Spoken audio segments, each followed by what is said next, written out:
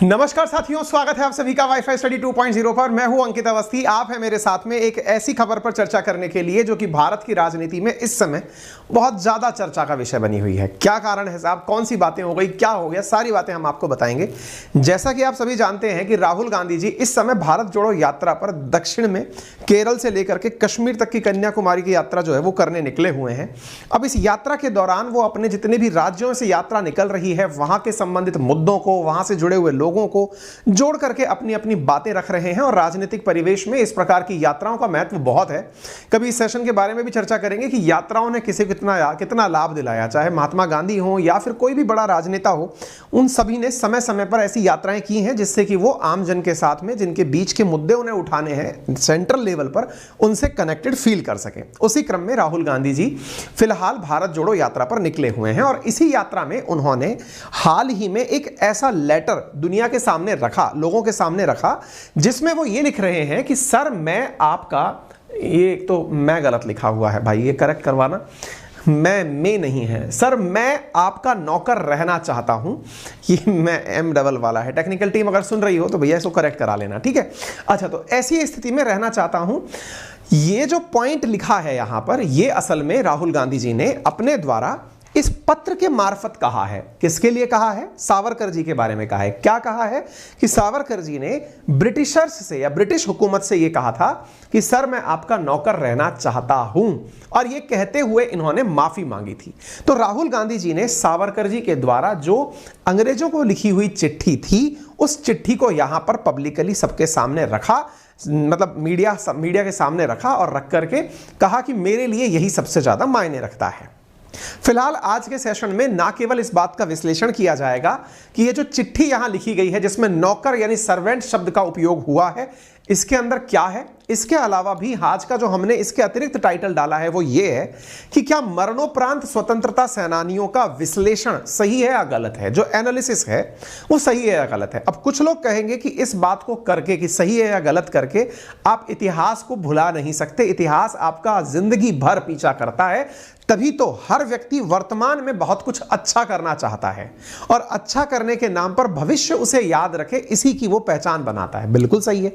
इसीलिए आप और हम आज के समय पर पूरे होशो आवास में कोशिश करते हैं कि जो हो सके हमसे अच्छे से अच्छा हो, ताकि उसके रिपरकशंस यानी उसका जो मतलब परिणाम है वो खतरनाक रूप से बाहर बाद में निकल कर ना आए। हर कोई अपनी उस समय की तत्कालीन परिस्थितियों के हिसाब से कुछ करता है, ऐसा अपन एक जर्नलाइज स्टेटमेंट दे सकते हैं। चलिए कोई नहीं, फिलहाल के लिए बात की जाए भारत जोड़ो यात्रा की, तो भारत जोड़ो यात्रा में राहुल गांधी जी, थोड़ा सा मैं आपको सारी बातें हल्की हल्की ब्रीफ कर देता हूं ताकि आप इस विषय से कनेक्टेड फील कर पाएं।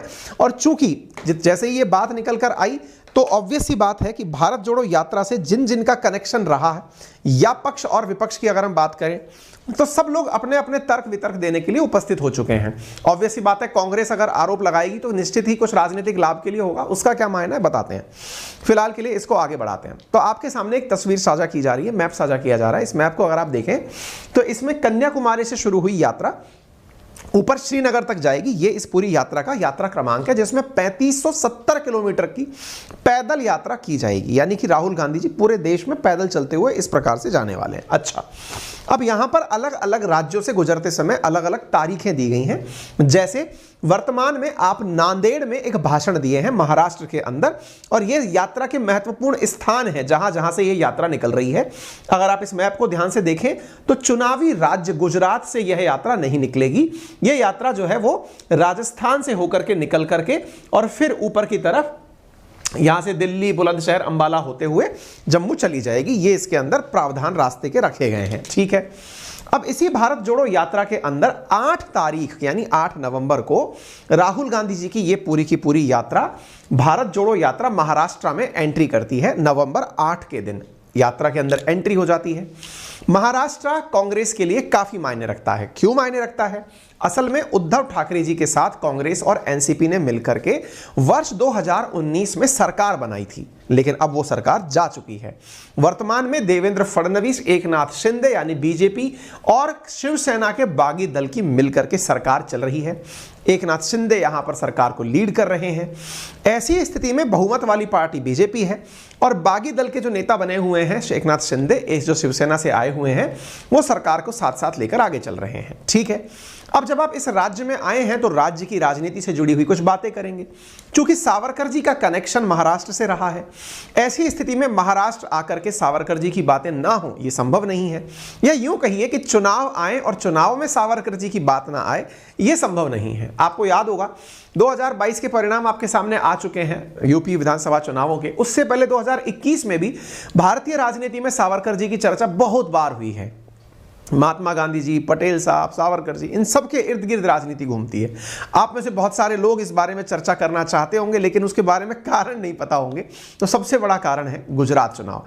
चुनाव जब आएगा, चूंकि महाराष्ट्र के बगल में गुजरात स्थित है और चर्चा चूंकि सब जगह की एक साथ पूरे देश में होती है, सोशल मीडिया है, प्रिंट मीडिया है, हर जगह से चीजें पहुंचती हैं, तो उसी पहुंचने के क्रम में महाराष्ट्र में कही हुई बातें गुजरात तक कितनी प्रभावी होंगी इसका अंदाजा आप लगा सकते हैं। क्योंकि आज हम बैठ करके इसकी चर्चा कर रहे हैं, आप और हम बैठकर संपूर्ण देश के अंदर इसकी चर्चा है। तो मतलब हिट द बेल आइकन वो वाली बात हो गई। बात बहुत सही जगह जाकर के लगी है। अब एक और बात यहां पर क्या है, क्या कारण है कि चुनाव में कांग्रेस इस मुद्दे को निकाल लाती है? इसके पीछे का बहुत बड़ा कारण है क्योंकि बीजेपी हमेशा सावरकर जी को आइडियलाइज करती है, यानी ये मानती है कि सावरकर जी जो हैं वो बहुत ही सच्चे राष्ट्रभक्त थे, यानी वीर सावरकर राष्ट्रभक्त। अब राष्ट्रभक्त और क्रांतिकारी ये आरएसएस की आइडियोलॉजी है और इस आरएसएस की आइडियोलॉजी को आप लोग इस तरह से देख सकते हैं। मैं कुछ आपके सामने यात्रा वृत्तांत साझा करूंगा। सावरकर जी हेल्प्ड ब्रिटिशर्स, ये लाइन न्यूज के अंदर लिखी आ रही है। राहुल गांधी जी ने इसके बाकायदा प्रमाण साझा किए। मैं आप लोगों को यहां पर दो बातें बताना चाहूंगा। असल में राहुल गांधी जी गांधी परिवार के नाम पर महात्मा गांधी जी को आइडियलाइज करते हैं कि हाँ भाई, हम महात्मा गांधी जी की विचारधारा को मानने वाली पार्टी हैं। बीजेपी यानी आरएसएस, जिसके बारे में यह कहा जाता है कि बीजेपी आरएसएस से लीड होकर चलती है और आरएसएस के अंदर लीडर के नाम पर कौन है, यानी कि किसको वो अपना नेता माने, यानी कि जब ये तो कह सकते हैं कि हम महात्मा गांधी को मानते हैं, वो किसको माने। तो ऐसी स्थिति में वो पटेल साहब को या सावरकर जी को, इन सबको लेकर के अपने नेता के रूप में उभारना चाहते हैं, जबकि पटेल साहब भी कांग्रेसी थे। ठीक है, अच्छा, इसी तरह से आपको वेस्ट बंगाल चुनाव के दौरान बोस जी के बारे में जानकारी पता चली थी कि उनके बारे में चीजें मानी जा रही थी। ठीक है, अब क्या है ना कि ये जो सावरकर वाला मुद्दा है ये बीजेपी को टारगेट करने के लिए उठाया जाता है। क्यों उठाया जाता है? क्योंकि ये बताने के लिए कि कौन ज्यादा राष्ट्रभक्त है, गांधी वाली पार्टी से संबंध रखने वाले व्यक्ति या सावरकर जी से ज्यादा संबंध रखने वाले व्यक्ति। जितना ज्यादा सावरकर जी को टारगेट किया जाएगा उनसे जुड़े हुए सारे लोग स्वतः ही टारगेट हो जाएंगे। नंबर एक बात। नंबर दूसरा, जितना ज्यादा कांग्रेस को टारगेट करना है उससे ज्यादा है नेहरू जी को और महात्मा गांधी जी को टारगेट करो। आपने इसीलिए बहुत बार देखा होगा बहुत सारी राजनीतिक पार्टी में नेहरू जी और महात्मा गांधी जी के लिए बहुत सारे आपने सोशल मीडिया अकाउंट्स या व्हाट्सएप पर इस तरह का कचरा फैलते हुए देखा होगा जिसमें उनको टारगेट किया जाता है। दोनों पार्टी दोनों तरफ से लोगों को लेकर के टारगेट करती हैं। अच्छा, यह मुद्दा कब ज्यादा हावी होने लगा? भाई बीजेपी की सबसे पहली सरकारों में जो सबसे बड़ी सरकार बनी थी वो थी अटल जी के नेतृत्व में। अटल जी जैसे ही सरकार में पहुंचे थे तो उन्होंने पहुंचते ही मतलब एक बार शपथ ली है, अगले ही दिन उन्होंने ये सोच लिया कि सावरकर साहब को भारत रत्न मिलना चाहिए और भारत रत्न मिलने के लिए उन्होंने तत्कालीन राष्ट्रपति के.आर. नारायण साहब को अपनी तरफ से रिकमेंडेशन भेज दी कि सावरकर जी को भारत रत्न मिलना चाहिए। आप में से बहुत सारे लोग उनके बारे में जानना चाहेंगे, हम चर्चा करेंगे आज के सेशन में, लेकिन मैं फिलहाल के लिए राजनीतिक पार्टियों में कौन कितनी वैल्यू रखता है वो बात बताने की बात कर रहा हूं। तो नारायणन जी वो राष्ट्रपति थे जिन्हें मतलब कांग्रेस के बहुमत से, यानी जब कांग्रेस शासन हुआ करता था उनके बहुमत से राष्ट्रपति बनाया गया था। तो उन्होंने इनकार कर दिया कि नहीं, इनको भारत रत्न नहीं दिया जा सकता। कोई नहीं, फिर नरेंद्र मोदी जी आते हैं। तो नरेंद्र मोदी जी ने आते ही सबसे पहले संसद के सेंट्रल भवन में पहले तो महात्मा गांधी जी के जस्ट सामने, यानी एक दीवार पर महात्मा गांधी जी हैं तो उनके जस्ट सामने वाली दीवार पर वीर सावरकर जी की तस्वीर लगी हुई है और प्रधानमंत्री जी आते ही सबसे पहले सावरकर जी को पुष्प अर्पित करते हैं। यानी ये अपने आप में दिखाने के लिए पर्याप्त था कि हम सावरकर जी को मानने वाले लोग हैं। अब सवाल बड़ा बनता है, क्या सावरकर जी को मानने का मतलब ये हुआ कि वो गांधी को नहीं मानते? अब इसके पीछे में लोग कहते हैं कि जिस प्रकार से तस्वीरें लगी हैं सेंट्रल हॉल में, वो ये दर्शाती हैं कि जो सावरकर जी को मान रहा है उसकी पीठ, यानी आप जब सावरकर जी को नमन कर रहे हैं तो उसका बैक स्वतः ही महात्मा गांधी जी की तरफ हो जाता है, और जब आप महात्मा गांधी जी को नमन कर रहे हैं तो आपका पीठ स्वतः ही सावरकर जी की तरफ हो जाता है। यानी कि दोनों अपोजिट आइडियोलॉजी हैं, ये मानते हैं लोग राजनीति करने वाले। जब बीजेपी से इस बारे में सवाल पूछा जाता है तो वो ये कहते हुए पाए जाते हैं कि जी नहीं, हम किन किन मुद्दों पर आपको ये बताएं। भाई ऑब्वियस ही बात है, स्वच्छ भारत मिशन की शुरुआत ही गांधी जी के नाम पर की गई। तो कहने का अर्थ ये है कि वर्तमान में जो चले आ रहे स्वतंत्रता सेनानी हैं उनको आइडियलाइज करने के नाम पर दोनों राजनीतिक पार्टी एक दूसरे के साथ में खींचातानी कर रही हैं। अब मुद्दा ये आता है कि जो यहां पर, क्योंकि आप और हम राजनीति समझते हैं, थोड़ा बहुत हमें ऐसा लगता है कि हाँ चुनाव है तो ये बातें आएंगी, लोगों को प्रभावित करने के लिए बयानबाजी भी आएंगी, लेकिन आपके मन में एक बहुत तार्किक सवाल बचा ये रह जाता है कि क्या वाकई में कभी सावरकर जी ने माफी मांगी थी? नंबर एक। नंबर दूसरा सवाल, क्या वाकई में वो अपने आप को नौकर कहा करते थे, यानी कि मैं आपका नौकर बने रहना चाहता हूं? नंबर दूसरा। नंबर तीसरा, क्या उन्होंने कभी ब्रिटिशर्स की मदद की थी? अब यह सवाल मैं क्यों कह रहा हूं? असल में मैं इसलिए कह रहा हूं क्योंकि आपको मैं राहुल गांधी जी का वो ऑडियो सुनवाऊंगा जिसमें उन्होंने ये बात बोली है कि मेरे लिए ये पत्र बहुत मायने रखता है। कौन सा पत्र? जो सावरकर जी ने जेल में रहते हुए ब्रिटिशर्स को लिखा था और उस पत्र में माफी मांगते हुए कहा था कि आप मुझे बाहर निकाल दो, मैं आपसे माफी मांगता हूं और मैं आपका सदैव नौकर बनकर रहूंगा। ये वाली जो लाइन है ना, इसका आज हम विश्लेषण करेंगे। हम समझेंगे सावरकर जी जेल क्यों गए थे। दूसरा, हम ये समझेंगे कि उन्होंने कब कब अपने द्वारा पत्र लिखे थे, क्या उन्होंने वाकई में सर्वेंट लिखा था अथवा नहीं लिखा था। इस सारी बातों का जितना प्राप्त एविडेंस इंटरनेट पर है उसे मैंने आज संकलित करके आप तक पहुंचाने का प्रयास किया है। चलिए देखते हैं। तो आप यहां पर देख सकते हैं 17 नवंबर की यह तस्वीर आपके सामने है जिसमें राहुल गांधी जी मीडिया को अकोला डिस्ट्रिक्ट के अंदर संबोधित कर रहे हैं और संबोधित करते हुए वो कहते हैं मीडिया के सामने कि देखिए, मैं आपको अंग्रेजों को लिखी हुई वो चिट्ठी दिखाना चाहता हूं जो सावरकर जी ने लिखी थी जिसमें वो मदद की गुहार लगा रहे थे। बोले ठीक है साहब, चिट्ठी में क्या? ये मेरे सबसे जरूरी डॉक्यूमेंट है। ये देखा आपने? दिख रहा आपको? और इसमें आप देख लीजिए, ये सावरकर जी की चिट्ठी है जिसमें उन्होंने अंग्रेजों को लिखा है और मैं पूरी चिट्ठी आपको पढ़नी होगी, देख लीजिए, मैंने हाईलाइट भी कर रखी है, मगर मैं सिर्फ आखिरी लाइन पढ़ना चाहता हूं। अंग्रेजी में लिखी है तो मैं अंग्रेजी में बोल देता हूं। I beg to remain sir your most obedient servant V D. Savarkar. Hindi में ट्रांसलेशन कर देता हूं। सर, मैं आपका नौकर रहना चाहता हूं। ये मैंने नहीं लिखा, ये सावरकर जी ने लिखा है। पहला पॉइंट लीजिए, देख लीजिए, अगर फडणवीस जी देखना चाहते हैं तो वो भी देख लें। पहला पॉइंट कि इन्होंने अपने आप को सावरकर जी ने सर्वेंट कहा, अंग्रेजों की मदद की, अंग्रेजों की मदद की है। ये दूसरा पॉइंट। ठीक है, तो आज के सेशन में पहले तो हम ये चर्चा करेंगे क्यों जेल गए, दूसरी ये चर्चा करेंगे कि क्या उन्होंने इस तरह से अपने आप को सर्वेंट बोला, तीसरी चर्चा ये करेंगे कि हाँ भाई अगर ऐसी बात है तो क्या उन्होंने वाकई में ब्रिटिशर्स की मदद की है। सारी बातें सेशन के अंदर चर्चा में आ जाएंगी क्योंकि राहुल गांधी जी ने बातें बोली हैं तो काफी जिम्मेदारी पूर्वक मीडिया के सामने आकर के बातें बोली होंगी, तो ये सारी बातें आपको समझ में आ जानी चाहिए। ठीक है, ये तस्वीरें हैं, तस्वीरों के माध्यम से वी.डी. सावरकर जी के द्वारा लिखी हुई तस्वीर दिखाई गई। अब जैसा मैंने आपसे कहा, थोड़ा बहुत आपको मैं पहले ही ब्रीफिंग दे देता हूं क्योंकि आपके मन में अब तक बहुत ज्यादा क्वेश्चन आने लग गए होंगे कि वीर सावरकर कौन थे, क्या इन्होंने किया था। इसके बारे में हल्की सी जानकारी फिलहाल इतनी जान लो, फिर और भी ज्यादा जानकारी मैं आपको फर्दर दूंगा। असल में एक व्यक्ति था जिसका नाम था अनंत कान्हेरे। उन्होंने नासिक के कलेक्टर हुआ करते थे आर्थर जैक्सन। आर्थर जैक्सन की गोली मारकर हत्या कर दी थी। गोली मारकर हत्या किसकी कर दी थी? एक अंग्रेज कलेक्टर की, नासिक महाराष्ट्र के अंदर। ठीक है, जब हत्या कर दी थी ना तो उसके अंदर जो मारने वाला व्यक्ति था दैट वाज अनंत कान्हेरे, वो अभिनव भारत नामक एक संगठन से जुड़ा हुआ था। ये जो अभिनव भारत संगठन है ये सावरकर ब्रदर्स के द्वारा रन किया जाता था, या ये समझिए कि ये इसको प्रमोट किया करते थे। ऐसे समझिए कि आपने एक कोई संगठन बना रखा है, उस संगठन का कोई व्यक्ति जाकर के कलेक्टर की हत्या कर देता है, तो संगठन से तार स्वतः ही जुड़ेंगे, ठीक है। अब ये तार जुड़ने की बात जब निकल कर आती है तो जैक्सन की हत्या होती है 1909 के अंदर, और तार जोड़ते जोड़ते चीजें पहुंचती हैं सावरकर को गिरफ्तार करने के लिए। कहा जाता है कि सावरकर उस समय लंदन में थे और लंदन में रह करके इंडिया हाउस के अंदर वो भारत के लिए माहौल जुटा रहे थे। लंदन में उनका होना बहुत पहले से ही उनके क्रांतिकारी विचारों के प्रति आस्था जताता है। लोग कहते हैं कि उन्होंने अपने कॉलेज के समय से ही देश के अंदर क्रांतिकारी राष्ट्रवाद को प्रमोट करने का जो प्रयास किया, उसके चलते उन्हें कॉलेज से भी निकाल दिया गया था।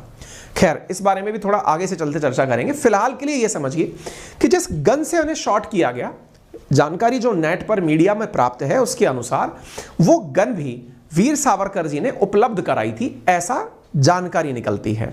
इस आधार पर ब्रिटिशर्स उन्हें लंदन से गिरफ्तार करते हैं और गिरफ्तार करके मौर्य नामक जहाज में लेकर इंडिया आते हैं। और जब वो आते हैं उसके बाद की कहानी मैं थोड़ा आगे चल के बताऊंगा।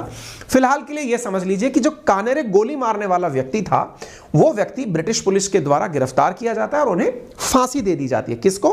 कानेरे को, ठीक है। अब चूंकि इस पूरी कहानी में वीर सावरकर को गिरफ्तार किया गया और देश लाया गया, तो देश में वो 1911 से लेकर के 1920 तक अंडमान निकोबार में एक नई बनी हुई जेल थी, जिसे काला पानी की जेल कहा जाता था। जो ऐसे क्रांतिकारी राष्ट्रवादी हुआ करते थे जिससे अंग्रेजों को बहुत ज्यादा चिंता होती थी या जिनसे बहुत डर लगता था, उन्हें वहां डाल दिया जाता था। तो काला पानी की सजा अंडमान निकोबार की सेल्यूलर जेल में हुआ करती थी। सेल्यूलर जेल का निर्माण 1896 से शुरू होकर 1906 तक चला था। एक प्रकार से यह समझिए कि देश में जो क्रांतिकारी राष्ट्रवाद बढ़ रहा था, उसको काउंटर करने के लिए कि ऐसे राष्ट्रवादियों को, या फिर कोई देश के अंदर बहुत बड़ा दुश्मन है, या फिर कोई देश का उस समय अंग्रेजों के समय में देश के अंदर कोई ऐसी हरकतें करने वाला व्यक्ति है, उसको उठा करके वहां डाल दो, ठीक है। कोई हत्यारा है, कोई रेपिस्ट है, जो भी है, लुटेरा है, उनको वहां ले जाकर के डाल दो। और जनरली ऐसा होता था कि वहां पर बहुत ही कड़ी सजा के लिए लोगों को भेजा जाता था। आप मान सकते हैं जैसे इंडिया में वर्तमान में तिहाड़ जेल में लोगों को डाला जाता है जो बहुत सेंसिटिव आतंकवादी होते हैं, है ना। लेकिन तिहाड़ जेल में भी अब कई तरह के मतलब कैडर्स हैं, सबको अलग अलग तरीके से ट्रीटमेंट मिलता है। आगे बढ़ते हैं साहब। तो फिलहाल के लिए सावरकर का जो विषय है वो सेल्यूलर जेल से जुड़ा हुआ है कि जब वो सेल्यूलर जेल लाए गए तो उन्होंने अपने द्वारा अपने 10 साल के उस जेल के काल में 6 बार अंग्रेजों को माफी पत्र लिखकर भेजा, मर्सी लेटर लिखकर भेजा कि साहब मुझे माफ कर दीजिए, जानबूझकर मैंने ये गलती नहीं की है। अच्छा साहब, तो ये जो मर्सी लेटर है, उस लेटर के अंदर वो जो पत्र की नीचे लाइन लिखी हुई है कि मैं आपका सदा नौकर बना रहूंगा, ये बात। और दूसरी बात कि लेटर के अंदर क्या लिखा, ये हालांकि अपने पास में प्राप्त जानकारियां हैं कि भाई उन्होंने माफी मांगी कि मुझे माफ कर दीजिए, मुझे यहां से बाहर जाने का मौका दीजिए, मैं आपका सदैव आभारी रहूंगा, जैसे अपन लेटर बोलते हैं वो चीज। अब हम आपको थोड़ा आगे लेकर चलते हैं। जब ये सारी बातें हुई तो आपको ये कंटेक्स्ट समझ में आ गया कि कहां से है। मैंने अटल बिहारी जी का रेफरेंस भी आपको इसीलिए दे दिया है क्योंकि अटल बिहारी जी ने जैसे ही पद संभाला था, तुरंत उन्होंने अपने द्वारा भारत रत्न की भी पेशकश की थी। और अटल जी के द्वारा सावरकर माने तीर, सावरकर माने तलवार, सावरकर माने तिलमिलाहट, सागरा प्राण तरमरला। जी, ये जो लाइन आप अभी सुन रहे थे, ये एक जनसभा के अंदर, मतलब एक सभा चल रही थी, उस सभा के अंदर अटल जी के द्वारा लोगों से कही गई थी। क्या कही गई थी? सावरकर जी के सावरकर माने तर्क, सावरकर माने तारुण्य, सावरकर माने तीर, सावरकर माने तलवार, सावरकर माने तिलमिलाहट, सागरा प्राण तरमरला। जी, ये जो लाइन आपने अभी सुनी, ये असल में अटल जी की आवाज थी सावरकर जी के पक्ष में। यानी एक प्रकार से सावरकर जी के बारे में कहते हुए अटल जी पाए जा रहे हैं कि वो कितने ग्रेट लीडर या कितने ग्रेट व्यक्ति हुआ करते थे, ठीक है। ये वो तस्वीर है जिसमें मैंने आपसे कहा मोदी जी जब संसद भवन गए तो उन्होंने सबसे पहले सावरकर जी को प्रणाम किया। ये दो बातें दिखाने के लिए पर्याप्त हैं कि एक तरफ कांग्रेस और एक तरफ बीजेपी इन्हें लेकर के राजनीति क्यों करती है। आगे बढ़ते हैं। आगे चलते समय राहुल गांधी जी ने बातें करी, वो सब हमने रख दी। अब इनकी बातों से मतलब एक तरह से परेशान होकर, दुखी होकर, व्यथित होकर के सावरकर जी के जो पोते हैं, उनका नाम है रंजीत सावरकर, उन्होंने मुंबई के शिवाजी पार्क पुलिस स्टेशन के अंदर राहुल गांधी जी और महाराष्ट्र कांग्रेस के अध्यक्ष नाना पटोले की शिकायत कर दी है कि इन्होंने स्वतंत्रता सेनानियों का इंसल्ट किया है। ठीक है, अब हम लोग इस बारे में थोड़ी और चर्चा आपसे करने निकलते हैं। यहां पर बहुत बड़ी राजनीति होना यह शुरू हुई कि राहुल गांधी जी के साथ इस पद यात्रा के अंदर आदित्य ठाकरे जी, जो उद्धव ठाकरे जी के सुपुत्र हैं, वो साझा शामिल थे। लेकिन जब यह बयान आया तो उद्धव ठाकरे जी खुद पलट गए और उन्होंने कहा कि हम राहुल गांधी जी के इस बयान से समर्थन नहीं रखते। क्यों नहीं रखते? क्योंकि असल में जो ठाकरे परिवार है या फिर शिवसेना है, वो भी एक प्रकार से सावरकर जी के प्रति अपना भाव रखती है। अब इस भाव के चलते इन्होंने भी इस बात से अपना पल्ला झाड़ लिया है। कहानी की शुरुआत कहां से हुई थी? असल में 15 नवंबर को बिरसा मुंडा जयंती थी। बिरसा मुंडा जी के बारे में तारीफ करते हुए राहुल गांधी जी ने कहा कि बिरसा मुंडा जी ने एक बार भी अंग्रेजों से माफी नहीं मांगी, लेकिन सावरकर जी ने माफी मांगी थी। इतना ही नहीं, जो देश के अंदर पटेल या फिर नेहरू जी या फिर और जो बड़े राजनेता हुए हैं, वो भी जेल कई बार गए हैं, लेकिन उन्होंने भी कभी माफी नहीं मांगी थी। जब यह विवाद शुरू हुआ तो इस विवाद के बाद में जांचें निकलने लगी, लोग खोज खोज करके जानकारियां निकालने लगे। जब जानकारियां बाहर निकलने लगी तो उन जानकारियों में कुछ किताबों का हवाला लिया गया और कुछ मीडिया के अंदर उपलब्ध संसाधनों का उपयोग लिया गया। मैं आपके सामने कुछ जानकारियां रखने का प्रयास करता हूं। एक ऐसा ही लेटर आपके सामने शो किया जा रहा है जिसमें 1966 के अंदर इंदिरा गांधी जी की स्टांप लगा हुआ एक ऑनर लेटर सावरकर जी के लिए जारी किया हुआ दिखाया जा रहा है। बीजेपी कह रही है कि जब वो इतने ही बुरे थे तो इंदिरा गांधी जी ने उनका सम्मान क्यों किया। नंबर 1, उनके ऊपर एक फिल्म भी बनी जो कि इंदिरा गांधी जी के ही शासनकाल में बनी थी। तीसरा, इंदिरा गांधी जी की बात छोड़िए, महात्मा गांधी जी के टाइम पर चलते हैं। अगर वो ऐसे ही थे तो फिर महात्मा गांधी जी ने सावरकर जी के बारे में अपने पत्र यंग लेटर में ऐसा क्यों लिखा? क्या he is clever, he is brave, he is patriot, देशभक्त, the evil in its hidden form of the present system of government he saw much earlier than I did। इस लाइन का थोड़ा सा मतलब समझिए। मतलब यह है कि महात्मा गांधी जी ने सावरकर जी के बारे में जो बात बोली, पहले आप उसे समझिए। गांधी जी खुद ये बात लिखते हैं कि मैंने जिस बात को अब जाकर समझा है अंग्रेजों के बारे में, सावरकर जी ने मुझसे बहुत पहले ही अंग्रेजों के बारे में समझ लिया था कि वो लोग कैसे हैं। इसके साथ साथ ही is in the Andaman for having loved India too well, यानी कि वो देश से प्यार करने के कारण ही अंडमान की जेल में है। Under A just government he would be occupying A high post. अब ये सारी की सारी बातें किसने लिखी? महात्मा गांधी जी ने लिखी। आपके सामने हमने ये जानकारी भी दी कि किस प्रकार अटल जी ने उनके बारे में कसीदे कसे। आपके बारे में कुछ और जानकारी भी दे देते हैं कि सावरकर जी के द्वारा 1857 पर लिखी गई एक पुस्तक, जिसे अंग्रेजों ने इसलिए बैन कर दिया था क्योंकि वो देश के युवाओं को मोटिवेट करती थी इस बात के आधार पर कि 1857 का स्वतंत्रता संग्राम देश का पहला स्वतंत्रता संग्राम था, जिसे अंग्रेजों ने केवल एक म्यूटिनी दिखाने का प्रयास किया था। आपने बहुत सारी पुस्तकें और भी लिखी। सावरकर जी का जन्म 1883 में हुआ, देहांत 1866 में हुआ, लेकिन इन पूरे जीवन काल के दौरान उनके साथ, नाम के साथ जो जुड़ी हुई कंट्रोवर्सी रही, उन्हें मैं अब आपको एक एक करके समझाने का और सुनाने का प्रयास करता हूं। सबसे पहले शुरू होता है वीर सावरकर जी की गिरफ्तारी से जुड़ी हुई बात। 1909 में इनको गिरफ्तार किया गया। गिरफ्तार क्यों किया गया वो कहानी मैंने आपको बता दी। अब क्या होता है, ये गिरफ्तारी के बाद इंडिया लाए जाते हैं और ब्रिटिश गवर्नमेंट ने इनको उस समय लेकर के अपने सबसे बड़े रिवोल्यूशनरी क्रांतिकारी के नाम पर उस सेल्यूलर जेल में डाल दिया जिसे काला पानी कहा जाता था। कारण क्या था कि ना केवल इस बात के लिए चार्ज किए गए थे कि इन्हीं के किसी के कहने पर नासिक में हत्याकांड हुआ है, बल्कि उन दिनों मार्ले मिंटो रिफॉर्म्स भी लाए गए थे। मार्ले मिंटो रिफॉर्म्स का भी ये बहुत ज्यादा विरोध कर रहे थे। अंग्रेजों के विरोध के चलते इन्हें गिरफ्तार कर लिया गया। 2 चार्ज इनके ऊपर लगे और इन्हें गिरफ्तार कर लिया गया। अब यहां पर एक बड़ी बहस छिड़ती है और बहस ये है कि क्या इन्हें गिरफ्तार करते समय यह सोचा गया था कि ये एक राजनीतिक बंदी हैं या ये कोई अपराधी हैं।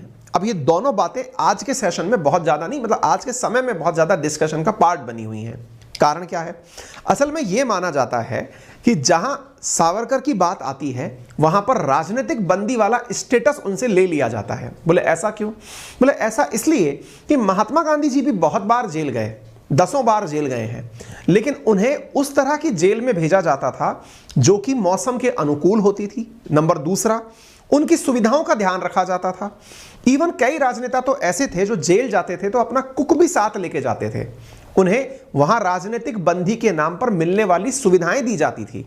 लेकिन वहीं एक और सब बात शहीद भगत सिंह की होती है तो उन्हें फांसी दे दी जाती है और वो पुस्तकें मांगने के लिए भी भूख हड़ताल पर बैठते हैं। वहीं दूसरी ओर वीर सावरकर जैसे क्रांतिकारियों को सेल्यूलर जेल में डाल दिया जाता है, एक ऐसी जेल जहां पर क्रांतिकारी को सजा के नाम पर, देश में आपको मालूम होना चाहिए, जब इतिहास जितने लोगों ने थोड़ा बहुत देखा पढ़ा सुना है, क्रांतिकारी का दो तरह मतलब हमारे देश में जो स्वतंत्रता सेनानी रहे हैं वो दो प्रकार के रहे हैं, कुछ क्रांतिकारी और कुछ उदारवादी। क्रांतिकारी वो जो कि ये मानते थे कि फोर्स के दम पर यानी बल के दम पर अंग्रेजों को भगाया जा सकता है, जिन्होंने अग्रेशन को अपनाया, जैसे शहीद भगत सिंह जिन्होंने बम फोड़ा ले जाकर के सेंट्रल हॉल के अंदर। कहने का अर्थ यह है कि जो हथियार के दम पर जाना चाहते थे वो बने क्रांतिकारी। मतलब एक तरह से समझिए कि वो क्रांतिकारी जिन्होंने एक्सट्रीमिज्म को अपनाया, और दूसरी तरफ वो क्रांतिकारी या फिर वो स्वतंत्रता सेनानी जिन्होंने बातचीत को अपनाया। बातचीत को अपनाने वालों में ये वाली जो मैंने आपको बताई ना, महात्मा गांधी जी वाली टीम थी। अब होता क्या है कि इधर की तरफ जितने भी वो लोग थे जिन्होंने हथियार उठाए, उनको जो पनिशमेंट मिला वो आपके सामने है। चाहे भगत सिंह हो, चाहे फिर वो आप चंद्रशेखर आज़ाद ले लें, चाहे फिर आप सावरकर ले लें।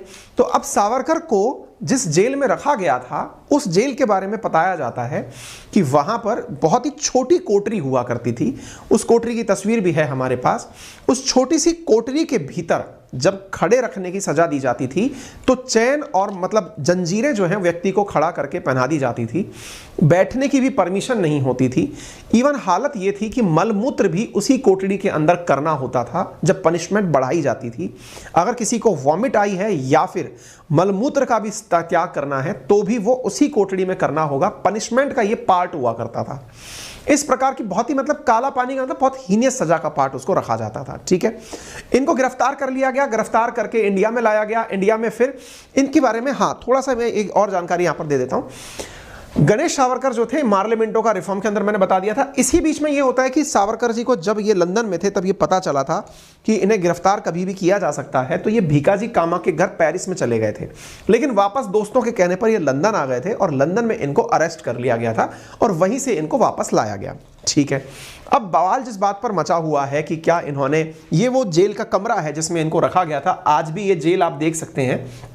इन दीवारों पर उनके हाथ से उकेर कर लिखी गई बहुत सारी कविताएं भी थी, जो भी मतलब आज की चर्चा का विषय है। ये वो सेल्यूलर जेल है, अब केवल इसे घूमने के लिए ही छोड़ दिया गया है। यहाँ पर किसी भी अपराधी को अब नहीं रखा जाता। अंडमान निकोबार में है ये। अच्छा, काला पानी की जेल में जब आप आए तो 1911 के बाद से लेके 1920 के बीच में इन्होंने 6 बार अपने द्वारा सॉरी का लेटर लिखा। 6 बार के सॉरी के लेटर में, सॉरी का लेटर मतलब मर्सी पिटीशन, बार बार सॉरी को मर्सी से जोड़ दे रहा हूं मैं कि भाई माफीनामा जिसको आप कह सकते हैं कि भाई मुझे इससे बाहर निकाला जाए, मर्सी लेटर लिखा। 1911 के अंदर ये वाला लेटर बाहर आता है। 30 अगस्त 1911 को इन्होंने अपनी सजा को माफ करने के लिए यहां पर पत्र लिखा। ऐसे ही 14 नवंबर 1913 को इन्होंने पत्र लिखा। कुल मिलाकर 6 बार पत्र लिखे गए। उन 6 बार के पत्रों का कार्यखंड है 11, 13, 14, 15, 18, 20। जो सबसे ज्यादा बवालबाजी है ना वो ये है कि इतने सारे राजनेता जेल में गए, उन्होंने कभी भी माफी का पत्र नहीं लिखा, तो फिर वीर सावरकर ने क्यों लिखा? तो वहां से दूसरी तरफ से जवाब आता है, यानी कि क्रांतिकारियों का समर्थन करने वाले लोग कहते हैं कि वो इसलिए क्योंकि बाकी राजनेताओं को राजनीतिक अपराधी के रूप में रखा जाता था। राजनीतिक अपराधी के रूप में रखने का अर्थ यह हुआ कि उन्हें पूरी तरह से प्रोटेक्शन मिलता था इस बात का कि उनका पसंद का भोजन क्या होगा, उनको जेल में रखते समय किताबें कौन सी मिलेंगी, उनकी सुविधाएं क्या होंगी। और जब इन्हें जेल में डाला गया तो इन्हें अपराधियों की श्रेणी में डाला गया, यानी क्रांतिकारी यानी जिसने गोली चलाने का काम किया उसे एज ए आतंकवादी ट्रीट किया गया। दोनों में अंतर है, पहली चीज। दूसरा, चूंकि उनको भी पता है कि वो आतंकवादी नहीं थे, उनका उद्देश्य भी देश को आजादी दिलाना था, तो देश को आजादी दिलाने के लिए जेल से बाहर निकलना बहुत जरूरी है, ताकि वो अपने विचारों से लोगों को कन्विंस कर सकें कि वो क्या सोचते हैं। तो ये जो कन्विंस करने वाली बात है, ये आरएसएस या सावरकर के पक्ष में जो लोग बोलते हैं वो अपने द्वारा कहते हैं। फिर थोड़ा आगे बढ़ते हैं। एक बात और निकल कर आती है कि जो 1920 की माफी थी उसके पीछे की कहानी क्या है, वो भी थोड़ा सा सुन लीजिए। इसमें एक बात और बोली जाती है अक्सर, जैसे हाल ही में राजनाथ सिंह जी का एक बयान काफी वायरल हुआ जिसमें वो कहते हुए पाए गए कि महात्मा गांधी जी के कहने पर वीर सावरकर जी ने माफी मांगी थी, वो 6वीं बार मांगी गई माफी थी। अच्छा, अब इसमें क्या है इसको भी थोड़ा सा समझ लेते हैं।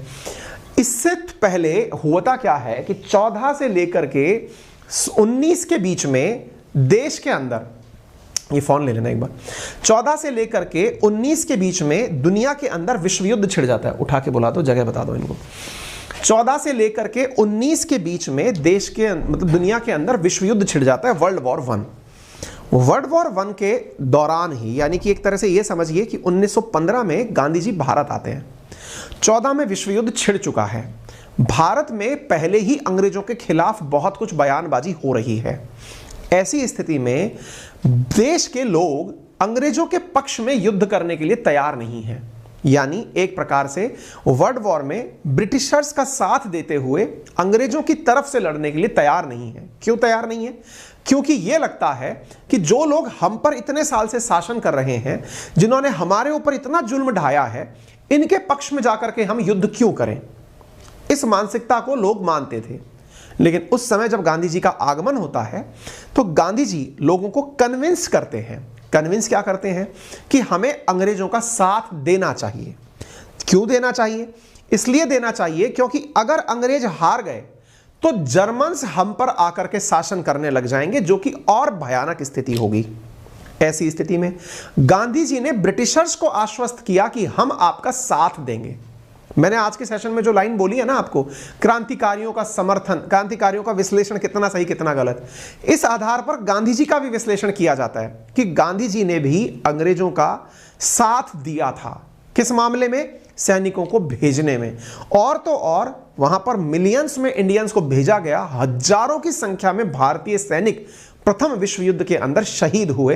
केवल गांधी जी के प्रोत्साहन पर ऐसा हुआ था। अब अगर ऐसा है तो जब वीर सावरकर को आप भारत के नाम पर यह कहते हो कि वो अंग्रेजों के समर्थक थे, तो फिर गांधी जी को क्या कहोगे, जिन्होंने विश्व युद्ध के नाम पर ना जाने कितनों की जानें दिलवा दी। ये बहुत सारे विश्लेषण हैं जो कि एक तरह से हमारे जो पहले के स्वतंत्रता सेनानी हुए हैं उनके ऊपर चलते रहे हैं। ऐसी स्थिति में अब एक सवाल क्या आता है, मैंने ये बात क्यों बताई, 1919 में जब प्रथम विश्व युद्ध जीत गए तब होता क्या है कि इंडिया के अंदर मतलब अनाउंसमेंट होता है भारत को खुश करने के लिए। किसके द्वारा? ब्रिटिशर्स के राजा हुआ करते थे किंग जॉर्ज पंचम। उन्होंने कहा कि भारत में जितने भी लोग बंदी बने हुए हैं उन्हें छोड़ दिया जाएगा। किस कारण से? जो राजनीतिक बंदी हैं उन्हें रिहा कर दिया जाएगा। क्यों कर दिया जाएगा? क्योंकि आप लोगों ने हमें युद्ध में सहायता दी है। चलिए कोई बात नहीं, जब सहायता दी है यह बात पता चलती है सावरकर जी के छोटे भाई को, तो उन्होंने गांधी जी से कहा कि आप क्यों नहीं ब्रिटिश सरकार से कह के उन्हें रिहा करवा देते। किन्हें? वीर सावरकर जी को। इस बात पर गांधी जी ने जो पत्र लिखा वो सबके सामने है। वो पत्र था कि भाई मैं आपकी इस स्थिति में जो सहायता कर सकता हूं, मैं अपने लेवल पर भी प्रयास कर रहा हूं उन्हें छुड़वाने का। असल मायने में दिक्कत यह थी कि गांधी जी खुद भी कभी क्रांतिकारी राष्ट्रवाद के समर्थक नहीं थे। यही कारण था कि वो भगत सिंह को भी बचाने के लिए बाहर नहीं निकले थे, क्योंकि उनके नजरिए से जो क्रांतिकारी तरीका है वो सही तरीका नहीं है। हालांकि बाद में चाहे अगस्त क्रांति उन्हीं की देन हो, लेकिन बाद में चाहे वो खुद बदल गए हो कि हमको करो या मरो की स्थिति लेनी है, लेकिन स्थितियां कुछ इस प्रकार से थी। जब गांधी जी के कहने पर सावरकर जी ने आखिरी बार अपना खत लिखा, मर्सी पिटीशन लिखी, तो उन्हें फिर रिहा कर दिया गया। ठीक है, तो रिहा करने की बात भी आपके सामने निकल करके मैंने यहां पर बताई आप लोगों को। ठीक है, अब ये जो विक्रम संपत की एक पुस्तक है, इसके अंदर ये सारी की सारी बातें निकल करके आई हैं। अब एक सवाल और यहां निकल, ये वो लेटर है कि dear doctor Savarkar, I have your letter, it is difficult to advise you, I suggest. ये गांधी जी ने जो जवाब दिया था ना 25 जनवरी 1920 के अंदर सावरकर जी के छोटे भाई को, उसके पत्र हैं ये। Your framing a brief petition 4 fact. आप पूछेंगे कि फिर गांधी जी से क्यों कहा गया कि उनको रिहा करा दिया जाए? क्योंकि गांधी जी के कहने पर ही भारतीय गए थे, और दूसरी बात यह थी, ठीक है, तो गांधी जी के कहने पर ही उन्हें भाई मतलब क्रांतिकारियों को एक तरह से एंडोर्स किया गया था। दूसरी जो सबसे बड़ी बात थी ना, वो क्या थी कि लोग ये माना करते थे कि हाँ भाई कुछ भी हो जाए, अगर देश के अंदर गांधी जी जैसा वकील है, क्योंकि गांधी जी ने देश में बहुत सारे केस भी लड़े थे, तो वकील के नाते भी इनसे सजेशन ले लिया जाए, ये अंग्रेजों को अच्छा समझते हैं। गांधी जी ने लॉ की पढ़ाई की हुई थी ना, तो उनसे राय लेने के लिए भी यह कार्य किया गया था। तो ऐसी स्थिति में ब्रिटिशर्स ने, मतलब गांधी जी की जो सलाह थी उसके आधार पर फिर ब्रिटिशर्स ने इनको रिहा किया था। अब उस समय के कुछ वाक्यांश ऐसे हैं जो गांधी जी के बारे में बड़े प्रचलित हैं, जैसे युद्ध के दौरान, यानी विश्व युद्ध के दौरान, अगर मेरा बस चले तो मैं भारत के हर सक्षम निवासी को साम्राज्य की सेवा में बलिदान कर दूं, नंबर 1। नंबर दूसरा, हमें यह मानना चाहिए कि अगर हम ब्रिटिश साम्राज्य की सेवा कर पाए तो उस सेवा के माध्यम से ही हमने स्वराज पा लिया है। ये गांधी जी के शब्द हुआ करते थे, गांधी जी ने जब विश्व युद्ध के दौरान भारतीयों को प्रोत्साहित किया था। मैं ऐसा लिख रहा हूं क्योंकि मैं ब्रिटिश राष्ट्र से प्यार करता हूं और मैं हर भारतीय में अंग्रेजों के प्रति वफादारी पैदा करना चाहता हूं। ये गांधी जी के विचार हुआ करते थे विश्व युद्ध के दौरान। अब जो बात शुरुआत में की गई थी सर्वेंट की, मैं इसलिए आपको बोल रहा हूं कि समय काल परिस्थिति के आधार पर चीजें बदलती रहती हैं। आज की राजनीतिक परिप्रेक्ष्य में चूंकि सबको यह मालूम है कि भारतीय लोगों को इतिहास की बहुत ज्यादा रुचि नहीं है और ना ही उन्हें जानकारी है, ऐसी स्थिति में उन्हें जितना भी आधा कुचला नॉलेज दे दिया जाता है वो सेंटिमेंट्स के आधार पर बट जाते हैं। मैंने आपके सामने जो तर्क रखे, जो तथ्य रखे, उन तथ्यों में जहां एक और मैंने ये बात रखी कि सावरकर जी ने अपने द्वारा मर्सी पिटीशन दी थी, सावरकर जी ने गांधी जी के कहने पर भी अपना एक पत्र लिखा था, सावरकर जी को गिरफ्तार क्यों किया गया, सावरकर जी ने पत्र क्यों रखे थे, वहीं दूसरी ओर मैंने गांधी जी के बारे में भी आपको बताया कि उन्होंने भी किस प्रकार का अपना स्टैंड रखा था, और तो और उन्होंने कितनी ज्यादा ब्रिटिशर्स के साथ समर्थन की बात की थी। आपने जो सवाल दूसरा किया वो ये था कि गांधी जी, सावरकर जी ने अपने आप को नौकर कहा था। अब मैं आपको नौकर का तर्क देता हूं। ये कुछ लेटर्स हैं उस समय के जो इस समय इंटरनेट पर खूब तैर रहे हैं, आप जाकर के इन्हें चेक कर लें। अब इनमें से कोई ये दावा कर दे कि इनमें कुछ तथ्य ऊपर नीचे हो गए हैं, इसलिए मैं केवल यही कहना चाहूंगा कि हमने ये जो पत्र लिए हैं, ये महात्मा गांधी .org करके एक वेबसाइट है जिसमें महात्मा गांधी के पुराने पत्रों का संकलन है पूरा। वो मैं अभी अपने टेलीग्राम चैनल अंकित अवस्थी सर पर आपसे साझा कर दूंगा। उसकी सत्यता तो खुद महात्मा गांधी जी प्रमाणित कर सकते हैं कि ये उन्होंने लिखा था या नहीं लिखा था, लेकिन जो इस समय अवेलेबल है जानकारी, उसमें बहुत से पत्र ऐसे उपलब्ध हैं जिसमें महात्मा गांधी जी ने भी अपने द्वारा कही गई लाइनों में ये बात बोली है कि I have the honour to be sir your obedient servant M.K. Gandhi. ऐसे ही आप यहां देख सकते हैं, I have the honour to remain sir your obedient servant. ये वो लेटर हैं 1913 के, 1917 के, ऐसे और भी पत्र उपस्थित हैं, आप यहां देख सकते हैं टू एवरी। और ये किसके हैं? महात्मा गांधी जी के पत्र हैं, जिनमें उन्होंने पत्र के एंड में योर ओबीडिएंट सर्वेंट पद लिखा है। ये लेटर हमें कहां से मिले? तो ये famous letter of Mahatma Gandhi नाम से एक पत्रों का संकलन है। मैं टीम से कहूंगा कि वो एक बार उन पत्रों को उस पर शेयर कर दें, ताकि वो बच्चों को अभी अंकित अवस्थी सर के नाम से एक वेरीफाइड टेलीग्राम अकाउंट है, वहां पर प्राप्त हो जाएंगे। उन लेटर्स को अगर आप देखेंगे तो उन लेटर्स में I beg to remain your royal highness faithful servant, आप यहां पर महात्मा गांधी जी के भी लिखे हुए तथ्य प्राप्त कर सकते हैं। इसका मतलब क्या है? इसका मतलब यह हुआ कि देखिए, पूरा जो काल था ना, कालखंड, मैं इसीलिए आपसे बोल रहा हूं कि जब आप एक पक्ष को कुछ कहना शुरू करते हैं तो दूसरा पक्ष के पास तर्क भी हैं, वो महात्मा गांधी जी को लेकर के आ जाते हैं। मार्केट में ये दोनों चीजें आपस में भिड़ रही हैं। इसलिए हमने आज के सेशन में लाइन लिखी है कि मरणोपरांत स्वतंत्रता सेनानियों का विश्लेषण सही है या गलत है। इतिहास सीख देता है, लेकिन क्या 140 करोड़ की पॉपुलेशन के पास कोई और चेहरा नहीं है क्या?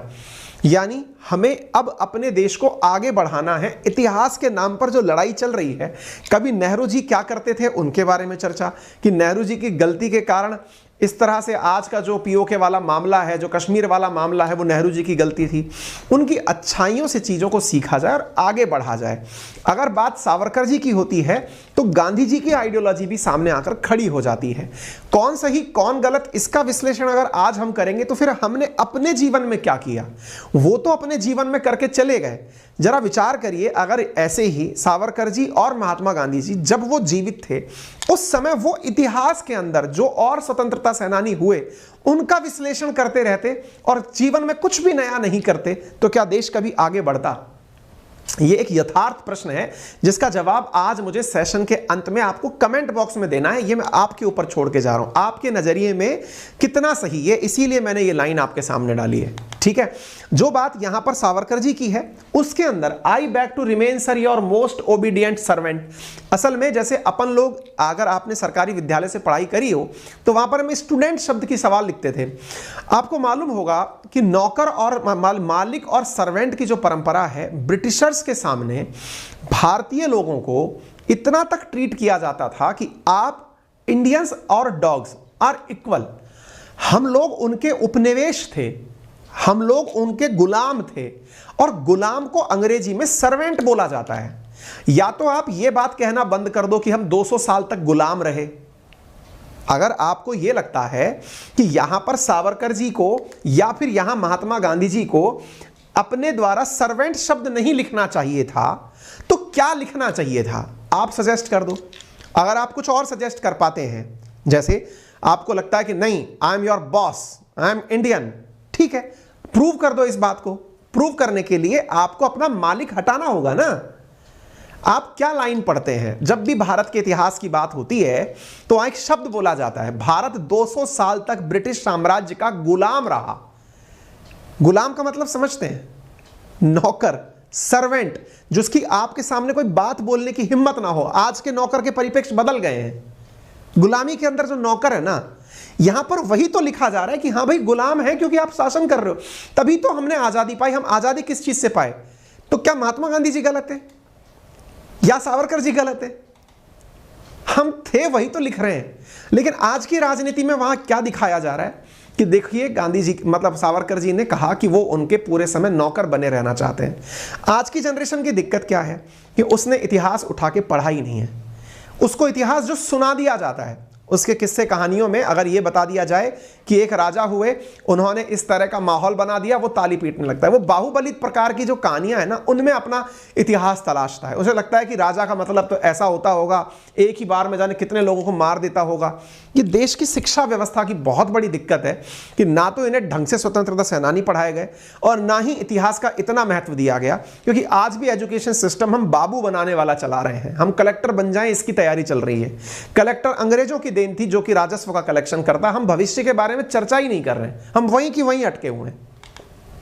ये जितनी भी चर्चाएं हैं, इन चर्चाओं का सार केवल इतना निकले कि आप कमेंट बॉक्स के अंदर मुझे आज इतना बता दें, जो भी था आप अगर आज एनालिसिस करते हैं, क्या हमें आगे बढ़ने का हक होना चाहिए, इतिहास से हमें क्या लेना चाहिए। आज मैं बहुत सारी चीजें आप पर छोड़ के जा रहा हूं, ठीक है, आपके ऊपर आज बहुत सारी जानकारी छोड़कर जा रहा हूं, बहुत सारी बातें आपको इसलिए कमेंट बॉक्स में छोड़ के दे रहा हूं। आप मुझे अपनी राय जरूर बताएं। हालांकि ये सारी चीजें संकलन करने में, आपके सामने लाने में बहुत सारे मतलब ऐसे पॉइंट होते हैं जिनके ऊपर कई बार ये संदेह होने लगता है कि इसकी सत्यता कौन प्रमाणित करेगा। इसलिए हमने कुछ कंटेंट आपसे साझा करने का भी विचार किया है। हम अभी जल्दी आपसे साझा कर देते हैं।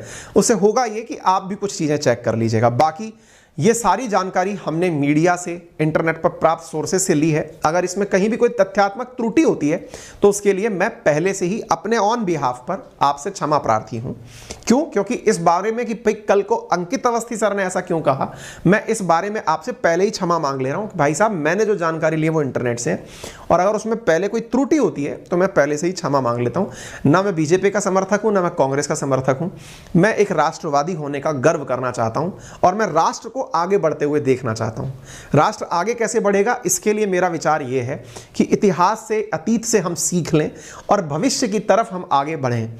गलतियां, अच्छाइयां जो भी हैं उनसे हम सीख लें बस कि ये करना था, ये नहीं करना था, अब हम आगे कैसे बढ़ें। मैं इस विचारधारा का हूं। फिलहाल के लिए इतना ही। अपना ख्याल रखें। धन्यवाद।